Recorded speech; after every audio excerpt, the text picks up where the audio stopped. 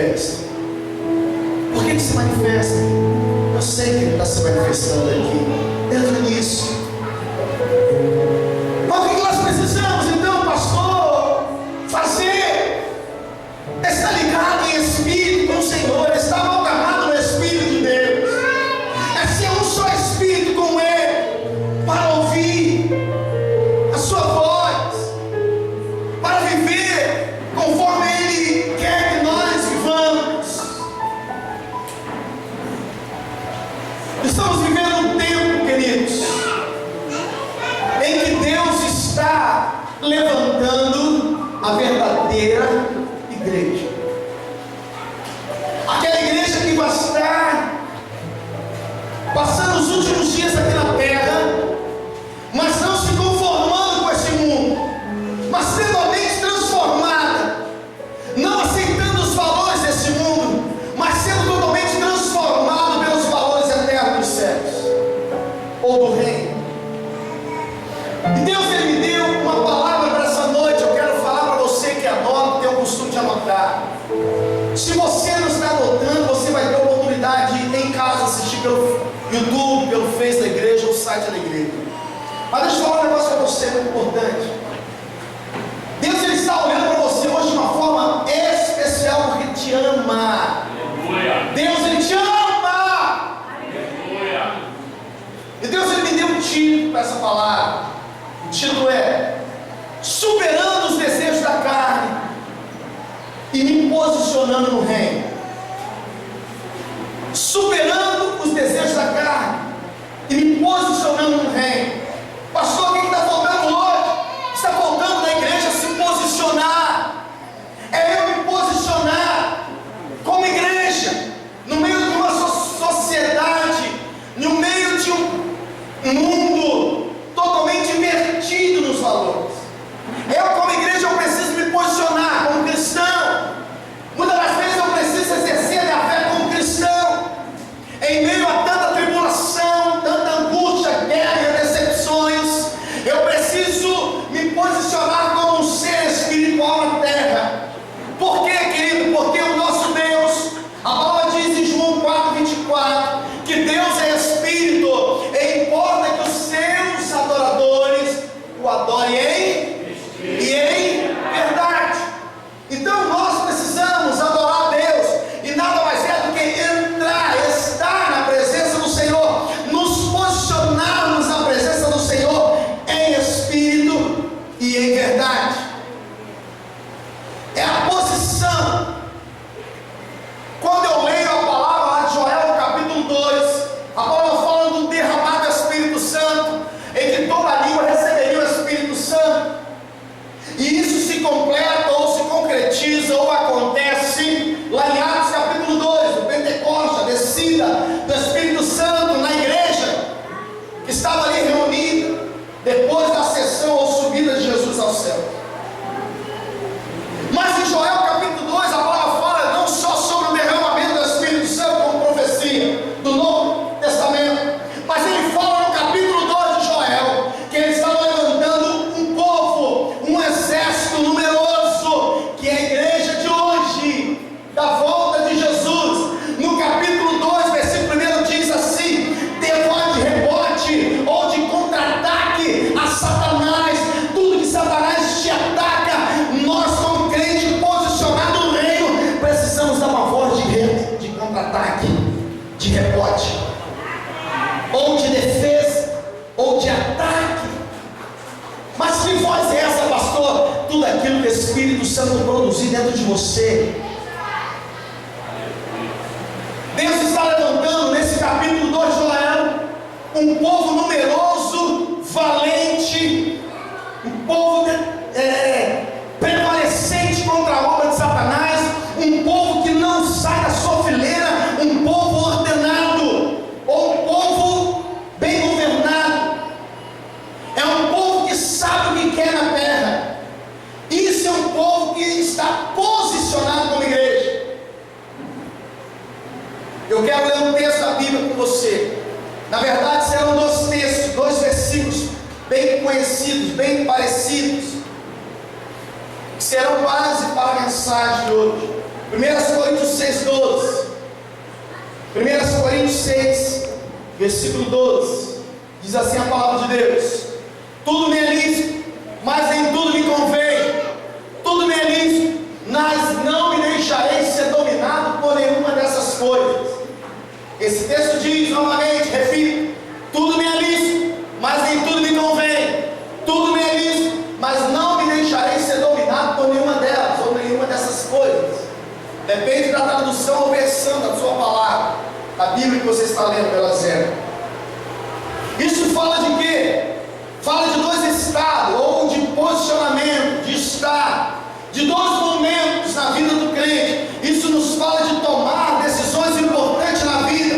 Isso nos fala de ter uma ação. O crente, ele precisa de ter uma ação, ou de tomar uma ação imediata, em qualquer situação da vida. Se você enfrenta uma adversidade, você precisa de ter uma ação imediata contra aquela adversidade. Você não pode esmurecer, porque isso fala de posicionamento. Pastor, mas por que o senhor está falando e pregando essa palavra? Porque Deus mandou. Mas qual o sentido? Mas por quê? O que vai me edificar? O que vai me edificar? Vou falar para você o que vai te edificar. Vai te edificar o que está escrito lá em Gênesis 1, 27 e 28. Você sabe o que está escrito? A palavra fala que Deus abençoou o homem que ele criou e a mulher que ele criou. Ele fala assim: vai, sede fecundo, multiplicai, povoai a terra e dominai. Dominar fala de se posicionar, tomar posição no governo de Deus. Em outras palavras, nos fala de representar o reino de Deus na terra. E isso é o que falta no povo de Deus hoje: representar o reino. E quando Deus cria Adão e Eva, Ele já cria o homem e a mulher na posição de governo. Ele cria a família na posição de governo, para governar a terra. Mas entenda, princípio para que isso fosse até o final. E Gênesis 2, 16 e 17 fala assim, um pequeno detalhe. Ele fala assim: Adão, existe uma árvore, vou parafrasear o texto mais ou menos. Existe uma árvore que está no meio do jardim. Dela você não pode o quê? Comer. Isso fala o quê? Existe uma direção que nós temos que obedecer. Para nos posicionarmos no reino dos céus, no reino de Deus, na vontade de Deus, precisamos obedecer algo. Existe uma direção de Deus desde a criação. Mas entenda, no capítulo 3 de Gênesis, versículo 23 e 24, nos mostra o quê? Que a serpente, o diabo em forma de serpente, entrou no Éden e ofereceu sutilmente a fruta que Deus proibiu de comer. Em outras palavras, querido, deixa eu falar um negócio para você. Isso está acontecendo hoje nas igrejas. O diabo tem entrado nas igrejas e oferecido um outro posicionamento. Melhor, ele tem oferecido a desobediência naquilo que Deus falou para obedecer. Daquilo você não pode comer. Por quê? O Senhor fala: o dia que você comer dessa fruta, certamente você viverá. O quê? Certamente morrerás. Mas Deus está falando que morte, querido. Existem duas mortes: a morte espiritual e a morte física. Para Deus a morte física não tem valor nenhum. Morreu, Deus não se importa com a morte física, porque Ele pode levar um bebezinho, Ele pode proibir de um bebê nascer, Ele pode levar um bebê que acaba de nascer. Para Ele não tem importância. Ele pode levar com 80 anos, Ele pode levar com 12, Ele pode levar com 16. Não importa a idade, mas Ele leva, porque a morte física para Deus não tem problema. O maior problema para Deus é a morte espiritual. Mas deixa eu falar um negócio para você. Quando Deus viu a desobediência do homem, Ele já sabia que o homem tinha pecado.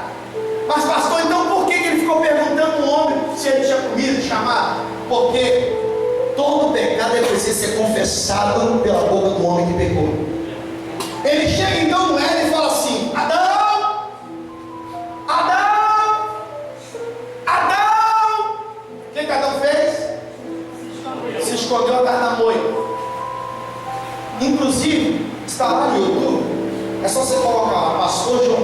lista perical, aparecem várias palavras.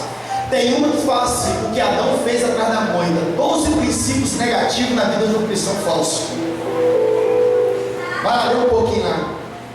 Então entenda, quando Deus pergunta a Adão aonde estás, ele já sabia que Adão estava atrás da moita. Mas ele gosta que o pecador se apresente e se arrependa.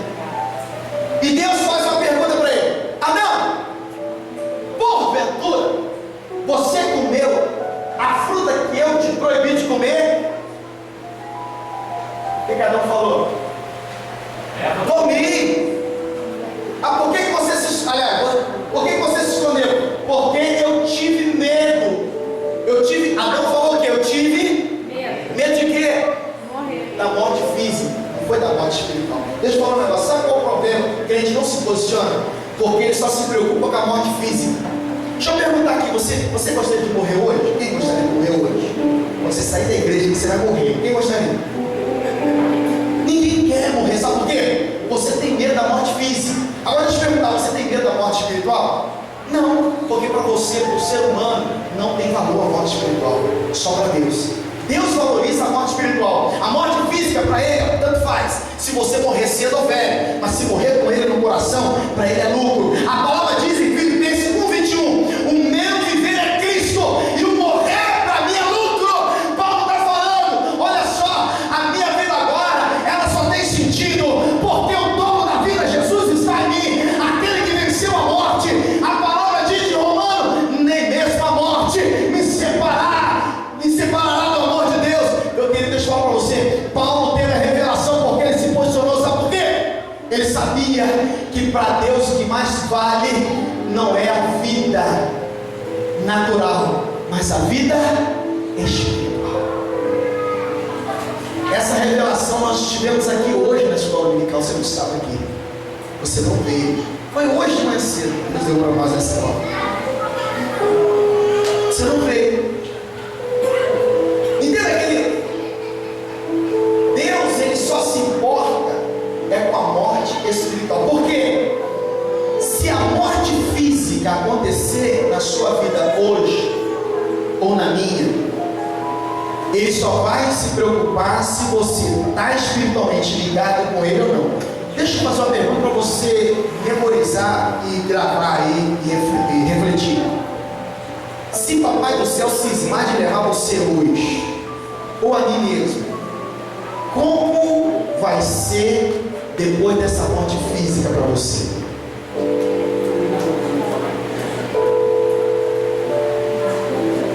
E aí? Como tem sido o seu posicionamento hoje como igreja para garantir a você, depois da morte física, um lugar no reino? Entenda? Nesse capítulo 3 de Gênesis, a palavra fala que Deus expulsou o homem do Éden. Em outras palavras, ele expulsou o homem do lugar da comunhão, das delícias. A pior coisa que tem para um homem é estar fora das delícias da comunhão com Jeová. É a pior coisa que tem para um homem. Você quer entristecer Deus? É você estar fora da igreja. Você quer arrebentar com o coração de Jeová? É você desvalorizar a morte de Cristo e não se posicionar no reino. Lá em Gênesis 12, de 1 a 4, fala de um homem espetacular chamado Abraão. Abraão, ele teve que vencer algo na sua vida para se posicionar no reino.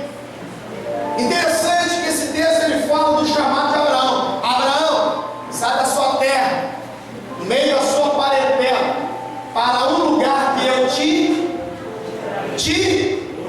Então Deus estava chamando Abraão para um lugar que Abraão não sabia onde era e nem o que esperava Abraão. Esse que é o segredo do sucesso da caminhada de fé. É quando Deus chama você para algo e você tem convicção que para aquilo que Deus te chamou é sucesso na sua vida. Você terá sucesso. Só que você não sabe ainda, mas Deus vai te revelar. Agora entenda, Abraão não olhou as dificuldades da vida, ele não questionou a Deus, ele simplesmente obedeceu a a Deus. Olha a obediência de novo.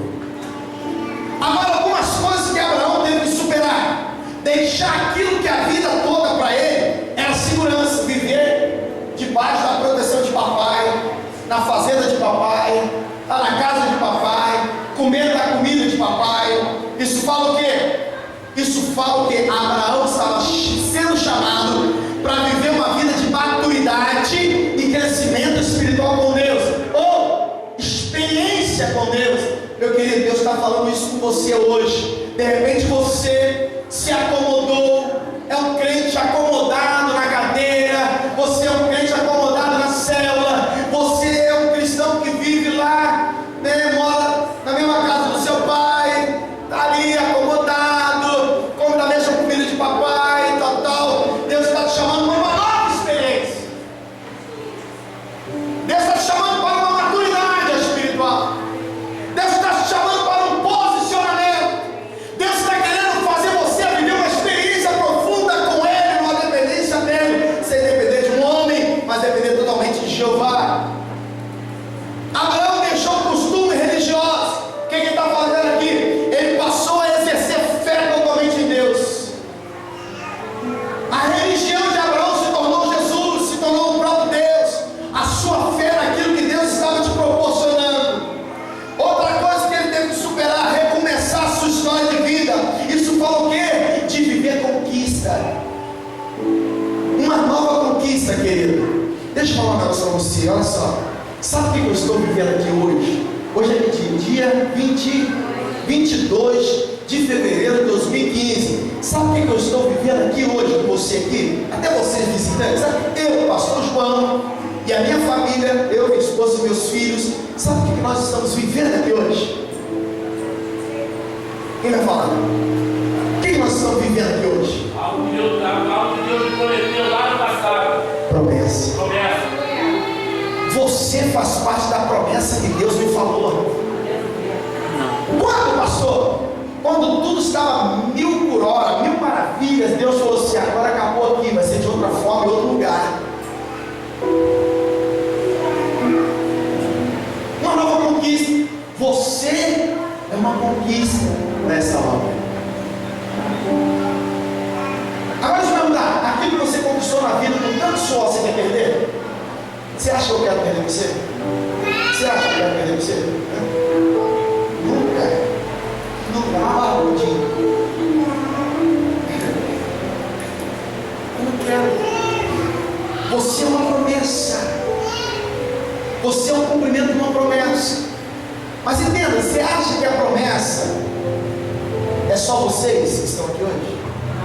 Quem que Deus me prometeu? Uma multidão de mais ou menos quantos? 10 mil pessoas. Aí você fala assim: esse pastor é doido, que é demais, que é não. O mundo está perdido, mais de milhões perdidos. Milhões de pessoas estão perdidas. Se Deus falar assim: João, você vai para a Europa, estou aqui. Já apareceu uma casa na Inglaterra para eu ir à minha igreja. Eu disse: não, se for propósito, eu vou. Se não for, estou aqui mesmo, você diz. Até porque ela está frio demais. Essa semana me ofereceu uma casa na Inglaterra, meu amigo céu. Calma. Se Deus falar, eu parto para lá. Mas eu não vou partir enquanto você não se tornar inicial do pastor. Enquanto você não se posicionar, eu não abro mão de você, entendeu? Entendeu, querido? Você precisa se posicionar. Abraão se posicionou. A outra coisa que ele teve que vencer na sua vida: ir para um lugar que não conhecia. O que é isso? Acreditar no futuro que Deus te oferece.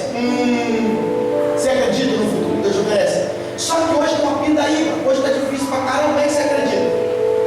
Pastor, só crente maluco para acreditar em Deus, né? Por quê? Estou passando perrengue, você não sabe o deserto que eu estou passando, ainda tem que acreditar na promessa. Meu irmão, se Deus prometeu, acredita que tem uma promessa lá na frente para você. É o futuro que Deus tem para você.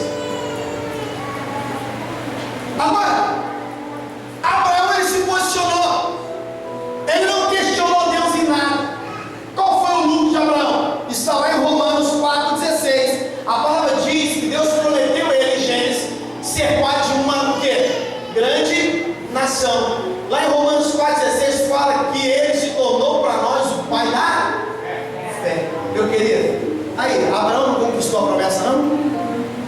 valeu a pena para Abraão? Até hoje nós chamamos Abraão de pai da fé. Deixa eu perguntar para você: qual é o legado que você está deixando para a sua geração após você? Ou posteridade após você? Ou descendência que você está gerando? O que você está deixando como legado espiritual? Não estou falando de carro, não estou falando de casa, não estou falando de uma conta bancária, não estou falando nada disso. Eu estou falando de algo espiritual, legado. É interessante que essa palavra eu dei no retiro da Peniel, eu estava aí na segunda-feira, e também preguei ela lá na matriz, no retiro da matriz, lá no sítio da igreja, na terça-feira à noite, fechando o retiro. E eu contei o exemplo dos meus filhos. Por que será que o meu filho hoje toca guitarra e o outro canta no louvor da igreja? Por que será? Porque eles viram o quê? Papai tocando violão, cantando, papai tocando teclado, cantando. Eles observaram e eles perceberam que eles cantam direitinho, outro toca direitinho, vou cair nessa. Poxa, maneiro, papai está cantando, papai está tocando. Legado, querido. Quando eu fico aqui olhando para o meu menino ministrar louvor aqui, meu sobrinho tecladista, os irmãos aqui, eu fico maravilhado. Eu fico, caramba, meus filhos. Quando eu vejo meu menininho caçula tocando guitarra, eu falo, papai, obrigado, que legado que eu estou deixando. Olha aqui, meu Deus. Ele ria. Que legado que eu estou deixando. Que coisa boa. Deixa eu perguntar, querido. Quando você se posiciona, você deixa um legado para a geração que vem depois de você. O que você está deixando? O filho que está vindo, ou o seu amigo de escola que está observando você, querido. Eu quero falar de outro homem. Lá em 1 Samuel 16, de 11 a 13, fala de Davi. Davi, ele viveu também uma superação da sua carne, os desejos da sua carne. E nós estamos pregando que 2015 é o ano da superação. Eu não sei o que você precisa superar na sua vida para você ver o agir de Deus, o milagre de Deus. Mas sabe, eu creio que você precisa superar. Davi, ele superou a rejeição do seu pai, que não o chamou para um momento especial com o profeta Samuel. Meu querido, para os judeus naquele momento lá de Davi e sua família, pai Jessé e seus irmãos, quando um profeta ia visitar qualquer família, era um negócio espetacular, era algo extraordinário naquela família. Todos tinham que estar reunidos, porque era um momento ímpar. Samuel chega para ungir o novo rei, porque Saul já foi rejeitado por Deus por causa da desobediência. Aí chega ali, Samuel fala assim: Jessé, eu vim ungir o novo rei, quero ver seus filhos. Aí se apresenta 7, eram 8. Apresenta um Eliabe, mais forte, mais velho. Não, esse aí, Samuel olhou e falou assim: é esse Deus? Não, você está olhando a aparência, eu estou olhando o coração. Jessé esqueceu do mais moço no pasto. Deixa eu falar um negócio para você. De repente você que está aqui hoje precisa superar algo ruim na sua alma, uma rejeição na sua alma. A palavra fala que Samuel disse assim: Davi, melhor dizendo, Jessé, pai de Davi, fala assim: não, tem um menininho, fracotezinho, mais ou menos assim que ele quer dizer, né? Tem um gurizinho lá no pasto, lá pisando em bosta das ovelhas. Samuel fala assim: então nós só sentaremos a mesa para comer quando ele estiver conosco. Davi chega, ele olha para Samuel: ô profeta Samuel, que honra o senhor está aqui. Aí Deus olha para o menino que não guardou mágoa no coração do seu pai e fala assim: Samuel, é esse aí o novo rei. Quem? É aquele que o pai rejeitou. Você que está aqui hoje, teu pai te rejeitou, quem te rejeitou, alguém da sua família te rejeitou. De repente você nasceu igual eu queria que você nascesse. Teu pai queria que fosse um homem, veio uma mulher. O pai queria uma mulher, veio um homem. Não rejeitou você, não te quis.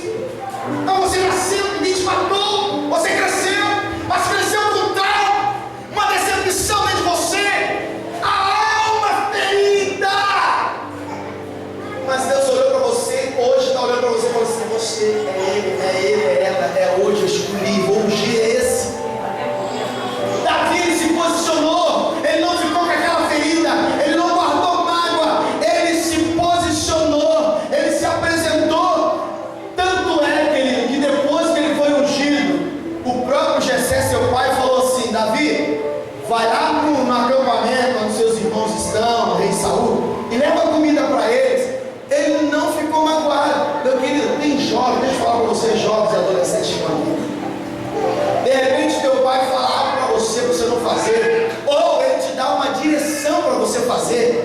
Sabe que muitos, você não, mas muitos fazem.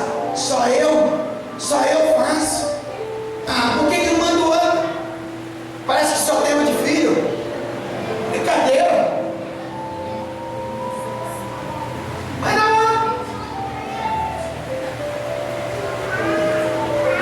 Parece que não me ama.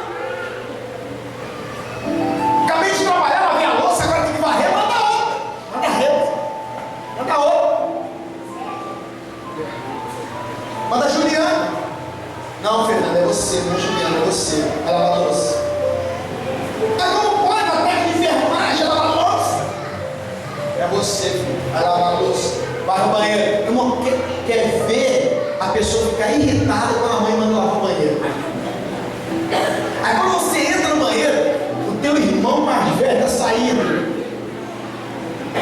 Aí tá aquele cheiro.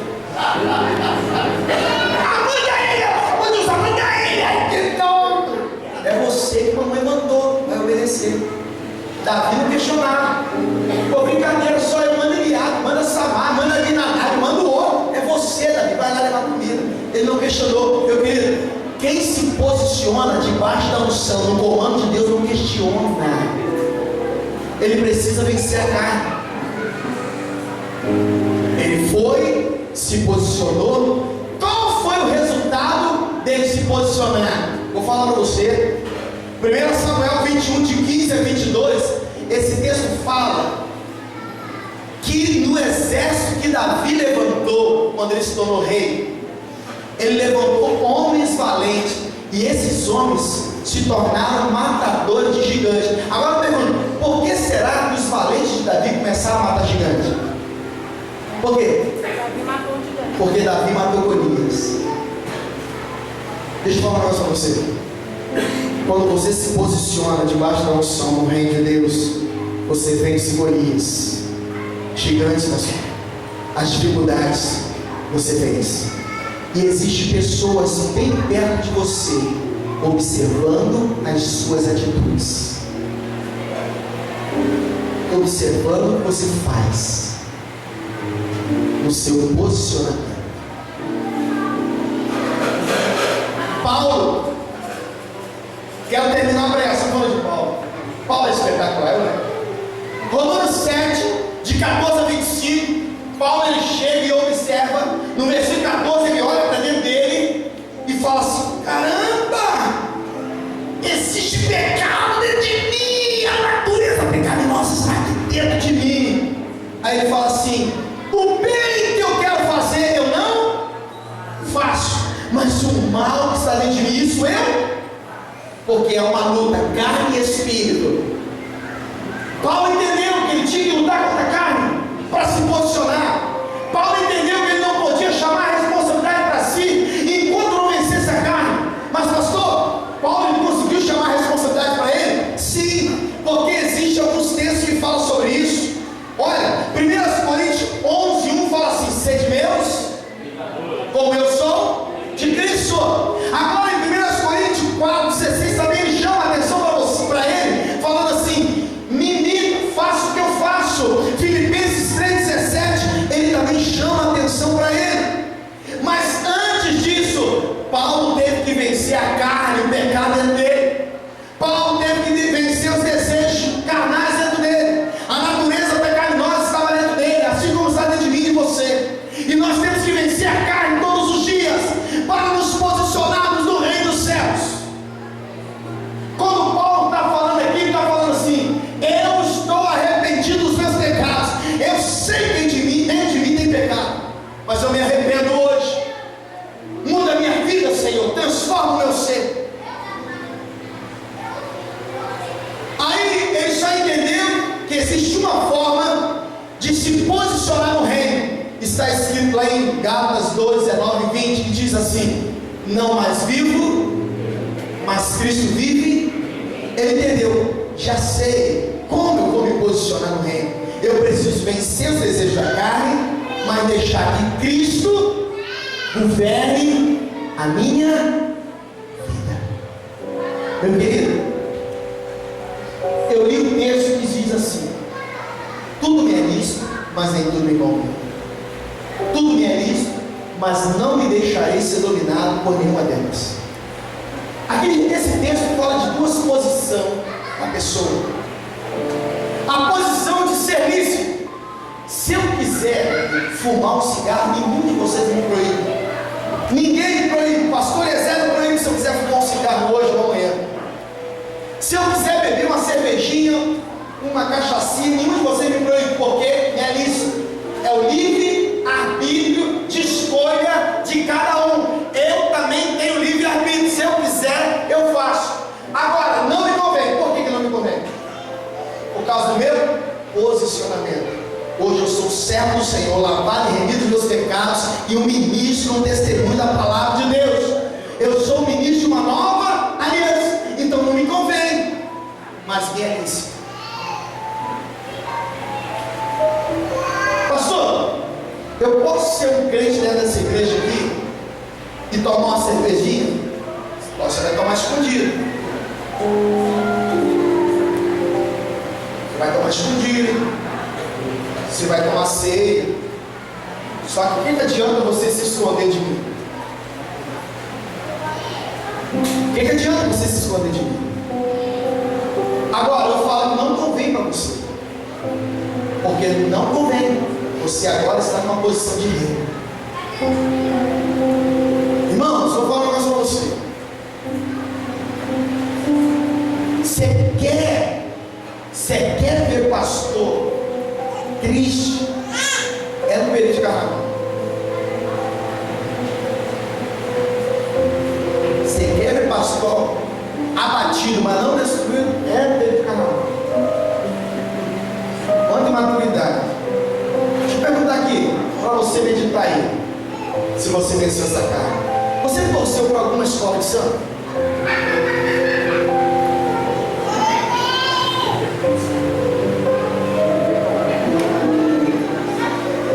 Entendeu? Você botou alguma máscara? Eu tomei uma posição. Na Páscoa, eu não como ovo de Páscoa porque é mentira. Coelho não quer dizer nada. Fertilidade, coelho, não quer dizer nada. Primeiro que coelho não bota ovo, muito menos chocolate. Então aquilo que é mentira não me convém comer. Eu não como. Se você me der ovo de Páscoa, eu não como. Eu não como. É uma decisão. É um posicionamento. Tem que começar pela liderança.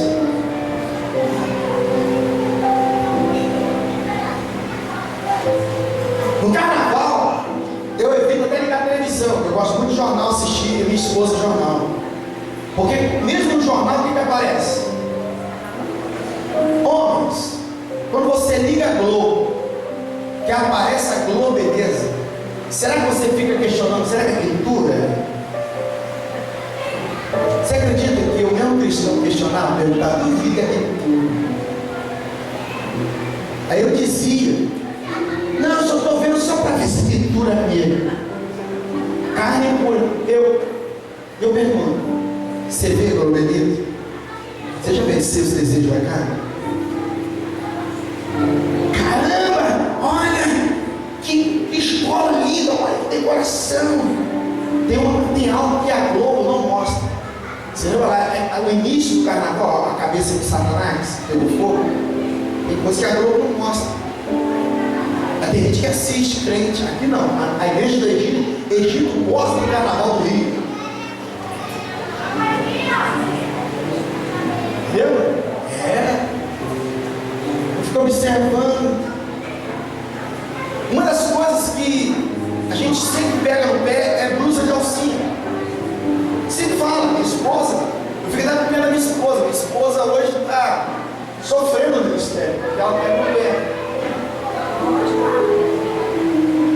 Eu já tomei a decisão, estou chamando a responsabilidade para mim. Estou chamando a responsabilidade para mim. Estou tirando da liderança de céu, estou chamando a responsabilidade para mim. Eu vou chamar a atenção agora. Certa vez uma irmã veio, se ajoelhou aqui. Eu gosto sempre de ministrar. Eu, na hora que eu vi, eu chamei minha esposa, vem aqui ungir, porque não dá, porque a palavra diz em Lucas, ai daquele por quem vier o escândalo. Então imagine o pastor caindo em adultério. Aí filho, o pastor João pecou. Por quê? Ele olhou para o seio da irmã prostrado e eu lá, eu abençoo em nome de Jesus. Toda unção desça sobre ela.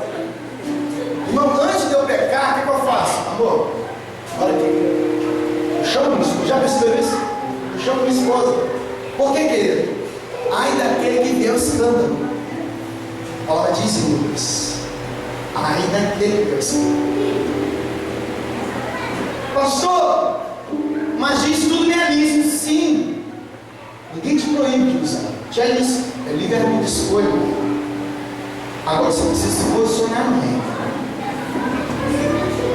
A obediência quer dizer que você se posicionou no reino. Irmão, esse calor do Rio de Janeiro é para você e para minha esposa. É para todos nós. Se você não se posicionar no reino, você não gera discípulo. Nós precisamos gerar da mesma espécie. Paulo entendeu.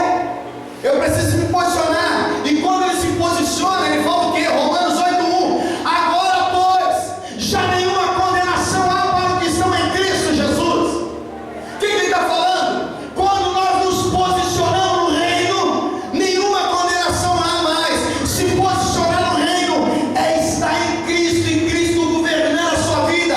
Mas pastor, por que o senhor está falando isso? Eu falo porque Cristo, ele aprendeu a vencer a carne no Getsemane. Quando ele foi para o Getsemane, ele falou assim: eu não quero morrer, eu não quero ir para a cruz, eu não vou morrer, Senhor meu Deus, meu Pai, passa de mim esse cálice. Ele fica em silêncio, Deus não fala nada com ele. Ele entendeu, tá bom, Senhor, não seja mais a minha vontade, mas a vontade do Senhor. Ele matou a carne, porque o homem Jesus ali estava orando, mesmo sendo filho de Deus, era um homem ali orando, não querendo morrer na cruz. Mas qual foi a resposta dele para Jesus, para Deus? Já não seja mais a minha vontade, mas a vontade tua, Pai. Meu irmão, se posicionar no reino é se posicionar em Jesus. Porque, pastor, lá em Mateus 3:2, a palavra diz que João Batista, ele começa a trazer a pregação do reino. Arrependei-vos, porque é chegado o reino dos céus. Jesus é o reino, e eu preciso me posicionar nele. Eu preciso estar nele, meu querido. Eu preciso vencer o desejo da carne. Eu preciso vencer a mim mesmo. Se posicionar no reino. Superação quer dizer tomar por uma ação imediata e não se calar diante da dificuldade. Eu tomei uma ação imediata na minha vida. Quando o Espírito Santo me chamou para eu me posicionar no reino, imediatamente, princípio, obediência, passei a obedecer a Deus. Eu quero concluir a mensagem assim. A palavra diz lá em 1 Coríntios 10:23, outro versículo parecido com o 1 Coríntios 6: todas as coisas me são lícitas, mas nem todas me convêm. Todas me são lícitas, mas não me edificam. Deixa eu falar um negócio para você. Igreja que se posiciona é a igreja que se edifica em Cristo. É a igreja que segue o modelo de Cristo. Na carne e nos prazeres da carne não tem igreja edificada, mas sim a igreja destruída. Por que, pastor? Assim como aconteceu lá no Éden, dentro da igreja, Satanás está oferecendo os desejos da carne. Satanás está oferecendo aquilo que nos faz cair. Hoje eu pergunto para você: como está o seu posicionamento hoje na igreja? Hoje eu falei de manhã uma aula muito linda, muito assim, rica, com os alunos. Uma das coisas que entristece também o pastor é o seguinte: tem semanas, querido, que eu paro para ler a Bíblia, estudo, Deus me dá 3 palavras dentro de uma semana em sequência. invisto meu tempo para buscar a revelação de Deus. Mas a pior coisa que tem para o pastor é ele investir tempo, é ele vir pregar para a igreja e a igreja não entender a palavra e não viver a palavra. Isso é para qualquer pastor. A palavra é tão clara, ela é tão objetiva, tão pura, que nós precisamos viver a palavra dia após dia. O crente que estuda e vive a palavra, ele se posiciona no reino. Deus está levantando a igreja que precisa se posicionar. Você um dia vai chegar no seu trabalho e vai ver aquela pessoa que gosta de uma piada indecente, que gosta de falar bobeira. Se você não se posicionar, você vai ser o próximo a contar uma piada lá na história. Você vai chegar no seu ambiente, no dia a dia, no lazer, o seu colega vai te oferecer uma cervejinha. Se você não se posicionar, você vai tomar cerveja. Por quê? Porque você está longe do pastor João. Nós precisamos nos posicionar aqui por isso, para que a igreja dos últimos dias, não estou falando dessa denominação aí não, eu estou falando da igreja da volta de Jesus, ela seja arrebatada quando estiver dois no campo, um será tomado. Meu querido, eu quero ser arrebatado. Eu não quero ficar para a volta de Jesus, eu quero ser arrebatado. E você? Só será arrebatada a igreja que se posicionar no reino. A igreja que se tornará modelo para este mundo pecaminoso. A igreja que não vai aceitar pecado no meio dela. A igreja que não vai aceitar o escândalo do diabo, a seta do diabo, porque é a igreja verdadeira que se posicionou. É a igreja que será tomada a força daqui. Eu faço parte dessa igreja, você. Quantos aqui faz parte dessa igreja? Se você faz parte dessa igreja, eu quero convidar você a ficar de pé. Quantos aqui faz parte dessa igreja de Deus? Você precisa se posicionar, querido. Eu não sei hoje qual é a tua posição. Entenda, meu querido, eu posso pregar aqui o dia inteiro para você, mas se você não tiver o teu espírito aberto para o Espírito Santo, se você não tiver a mente aberta para que Deus ele venha governar a sua mente, você nunca se posiciona.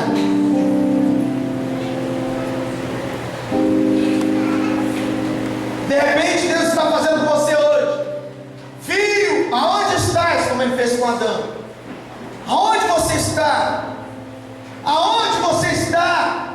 Cadê você? De repente ele está gritando pelo seu nome hoje. Você precisa se posicionar. Pastor, eu preciso vencer minha vida na carne. Eu preciso vencer a carne que está dentro de mim. Eu preciso vencer o pecado. É tão difícil pecado. Pastor, melhor dizer, é tão gostoso, mas é tão difícil vencer. Mas eu sei que eu preciso vencer o pecado. Me ajuda a vencer, Senhor. Me ajuda, eu preciso me arrepender. Hoje eu me arrependo. Eu quero me posicionar. De repente do teu lado, do trabalho, pessoas que você conhece está indo para o inferno porque você não se posicionou. De repente seu filho, sua filha, alguém está indo para o inferno porque você não se posicionou. Você precisa se posicionar. E quando eu me posicionei, eu e minha família, querido, Deus ele agiu na minha vida. Nós precisamos estarmos edificados sobre a rocha que é Cristo. A palavra diz em Mateus 7 que a casa que é edificada sobre a rocha, quando vier o vendaval, não derruba aquela casa. Você não será derrubado se você estiver edificado sobre a rocha que é Cristo. Você não será abalado se a sua vida for construída sobre a rocha que é Cristo. Eu quero convidar você a fechar os seus olhos nessa noite. Feche os seus olhos. Como está você hoje? Como está o teu coração hoje? Como está o teu espírito hoje? A tua alma hoje? De repente você está aqui hoje e a sua alma está aprisionada em uma derrota, em uma decepção. Hoje Deus quer resgatar a sua alma. Deus quer tirar a sua alma de toda prisão. Deus quer trazer cura na sua alma hoje. Deus quer libertar você hoje, para que você se posicione bem. Eu não sei como você está, mas eu quero fazer um convite para você.